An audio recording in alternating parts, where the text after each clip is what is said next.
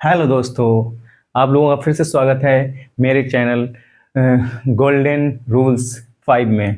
ये एक online platform है जिस पे आपको एक परीक्षा से रिलेटेड मतलब एग्जाम से रिलेटेड कुछ अच्छे वीडियो प्रोवाइड किए जाते हैं, अच्छे टॉपिक प्रोवाइड किए जाते हैं। पिछले वीडियो में मैंने आपको बताया था कि बेकिंग सोडा और बेकिंग पाउडर में क्या अंतर होता है। उसी प्रकार से एक और ऐसा टॉपिक है जो एग्जाम में कई बार आया हुआ है और हमेशा ये कंफ्यूज रखता है, तो वैसा ही एक टॉपिक है, उसको देखें और समझें।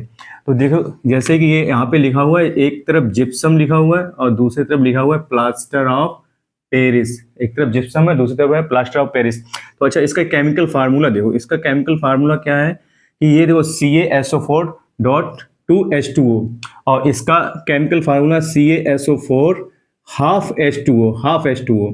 ठीक है, देखो फार्मूला सेम है। यहाँ पे 2 है, यहाँ पे जल के 2 अणु लगा दिए, यहाँ पे जल के आधा अणु है। हाफ H2O मतलब जल का आधा अणु लगा हुआ है। ठीक है, तो इसका नाम देखिए, इसका नाम कैल्शियम सल्फेट। लेकिन अंतर है थोड़ा। क्या अंतर है? देखो, इस 2 की वजह से ये होता है डेकाहाइड्रेट और इस हाफ की वजह से होता है हेमीहाइड्रेट। इसको बोलते हैं हेमीहाइड्रेट। तो ये प्लास्टर ऑफ पेरिस जो होता है, कैल्शियम सल्फेट है ये भी, लेकिन कैसा, ये हेमीहाइड्रेट है क्योंकि यहाँ पे जल का आधा अणु है और ये देखो यहाँ पे जल के 2 अणु हैं, इसीलिए इसको बोलते हैं डेकाहाइड्रेट। तो जिप्सम क्या हो गया? जिप्सम होता है कैल्शियम सल्फेट डेकाहाइड्रेट और प्लास्टर ऑफ पेरिस होता है कैल्शियम सल्फेट हेमीहाइड्रेट। ठीक है, अब देखिए जिप्सम का उपयोग देख लो क्या होता है। जिप्सम का देखो, उर्वरक के रूप में पौधों को कैल्शियम प्रदान करता है। ये उर्वरक मतलब हमारे खेतों में जो खाद पड़ती है उन खादों में इसका उपयोग होता है जिप्सम का। तो ये हमारे जो फसल और पौधे जो होते हैं उनमें कैल्शियम प्रोवाइड कराता है ये जिप्सम। ठीक है, जिप्सम का एक और प्रयोग क्या है, ये देखो, सीमेंट को तेजी से जमने से रोकता है। सीमेंट जो हमारे घरों में सीमेंट जो मकान बनता है उसमें सीमेंट जो पड़ता है, तो उस सीमेंट को जमने से रोकने के लिए, देखो जमने से रोकने के लिए जिप्सम का उपयोग किया जाता है। उसके बाद कांच बनाने में इसका उपयोग किया जाता है। चाक बनाने में, चाक बनाने में इसका प्रयोग किया जाता है। ठीक है, अब देखो plaster of Paris. Plaster of Paris का बहुत अच्छा एक उपयोग है, हमारे जो डॉक्टर वगैरह हॉस्पिटल्स में यूज होता है।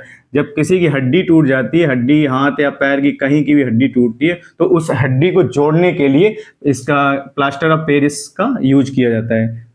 ठीक है, व्हाइट कलर का होता है, वो सभी ने देखा है, व्हाइट सब चमकता रहता है। ठीक है, अब दूसरा क्या है इसका प्रयोग, ये खिलौने बनाने में या कोई सजावटी सामान बनाने में इस प्लास्टर ऑफ पेरिस का यूज किया जाता है। ठीक है, और घरों में, सभी के घरों में, जो भी अपने घर में पुट्टी कराता है, पुट्टी सुना होगा आपने गांव में, तो वो उसमें जो दीवालों को चिकना करने के, सतह को चिकना करने के लिए इसी प्लास्टर ऑफ पेरिस का यूज किया जाता है। ठीक है, अब ये देख लो, अब ये दोनों मैंने लिखे एक साथ।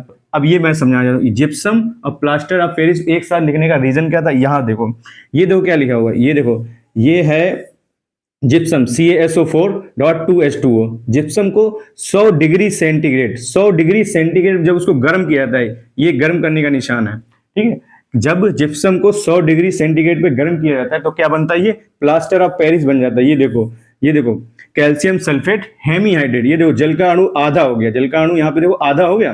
ठीक है, और ये 1.5 अणु निकल जाता है। और ये कैसे निकलता है, ये भाप के रूप में उड़ के निकल जाता है, ये भाप बन के उड़ जाता है। ये जल का जो आधा अणु है ये भाप बन के उड़ जाता है।